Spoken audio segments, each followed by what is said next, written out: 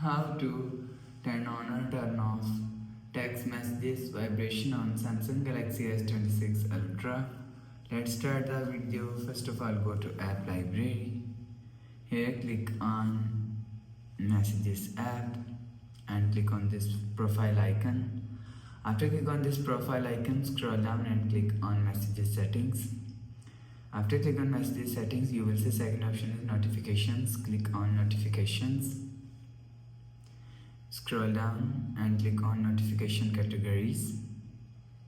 After click on notification categories, click on incoming messages. After click on incoming messages, you will see vibrates here. If you want to turn off message vibration, so turn off this button. After turn off this button, you will see message vibration is turned off. If you want to turn on text message vibration, so turn on this button. After turn on this button, you will see text message notification is turned on. You will turn on or turn off text message notification from here.